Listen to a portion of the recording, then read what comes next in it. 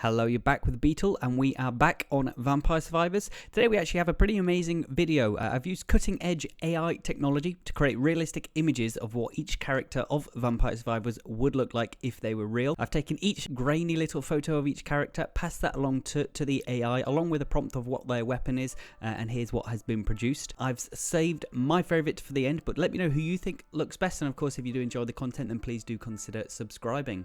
And first up, we have Antonio. Here he is. So, blue hat, relatively muscular build, sort of a green tank top, but obviously large whip is the main feature there. And here is the AI-generated version. It's actually really impressive. So AI is off to a really good start here. Obviously, he's got the muscular body, got the tank top, got the large whip, and certainly seems like a formidable foe if you were to come up against him in real life. Next up, we have Imelda. Imelda being one of my favorites, probably second favorite in fact. I think the AI did a fantastic job here. Obviously she uses the magic wand as a weapon, and the sort of glowing purple robes, and there you see the image now. I think it's an absolute perfect representation of what Imelda is meant to be, an all-powerful mage with such a wonderful magic wand as her weapon there. Next up we have Pasqualina. So just worth noting that the AI wasn't told what gender these characters were, and obviously as they're very pixelated, it just went with what it thought, I suppose. So Pasqualina, although I think is a female, the AI has done it male, but nevertheless I think they've also done a fantastic job here. As you can see, you're looking at the aqua blue robes, long hair, and a staff, and here we see exactly what the AI has created, and just from that pixelated image, you've got to say that is pretty bang on, pretty impressive of what Pasqualina, I suppose, if it was a male, what that should look like in real life. So it's a great job there. Next up we have Gennaro. Obviously a very muscular character, sort of has the Hercules look about him, sort of topless, brown shorts, grey shoes, throwing the sort of throw knife, big daggers in his hand, long blonde hair, and here we can see what the AI has created, and wow, that is pretty much the perfect representation of what Gennaro is meant to be.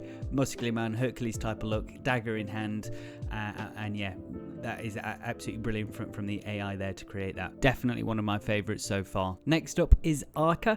Arca dressed in all black sort of cloaks, and he has the sort of robe around him and the cape. Grey hair, and I did input that he also has the sort of main weapon as the sort of fire staff, and here is exactly what the AI has generated. And again, I think this is absolutely brilliant for what Arca is meant to be. Sort of an oldish mage covered in cloaks, and then he has the fire staff as his weapon, which he's wielding very well there. Moving on to Porter, I think the AI made the mistake here again of doing a male instead of a female, but again, from all those sort of really pixelated images, you can't really blame it. But what it has managed to do, I suppose, is create the sort of dark clothed mage with the sort of purple robes and capes around him with the blonde hair. Again, I actually realized here how many of these characters actually have blonde hair, but there we go.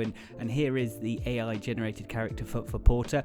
I did also input that his weapon of choice is lightning, which I think the effect there is absolutely amazing. Really sort of fits Porter brilliantly in terms of the purple cloak, being a mage, and having the lightning as his weapon of choice there. So really well done to the AI. Next up we have Poe. Bless him, just an old man with a green cape, walking stick, brown top, and probably the least intimidating character of all of them. And here is what the AI has created for him.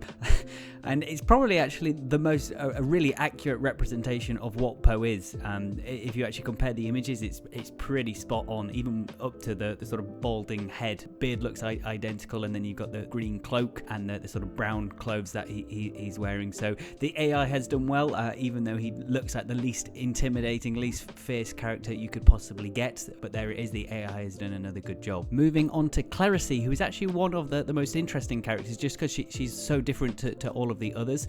Obviously a nun wearing the full blue dress with the white neck. Her weapon is the holy water. Here is what the AI has done, and this is again one of my favorites, just because it's so different from the others, and it is so realistic. I think the sort of copy that it's done is absolutely brilliant, and it has incorporated the holy water which she is holding, and she also has that sort of bit of a look of evil, like she's going to do a bit of damage to you, but there we go. Really like this one. I think the comparison there is absolutely stunning. Next up is Demario. He is our resident priest. Not much to go on really, just the grey hair, grey robes, holding his book. Obviously his choice of weapon is the Holy Bible, and here we see what the AI has created for him. Considering that the lack of detail that we actually get in the initial image, the AI has done a really good job of matching it. From the hair, even the hair length, color, he's got the grey robe on representing the priestess, and he's even holding the Holy Bible as his weapon of choice. So considering that the lack of detail that we had initially, I think the AI has done a fantastic job just to create such a real life image of what Demario would look like if he was real. Moving on to Croce now, and this was one I was definitely excited to see what the AI created for.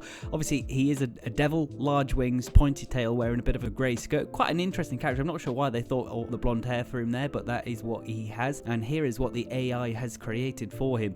Obviously it struggled with understanding why a red devil with large wings would have blonde hair, so they're giving him horns.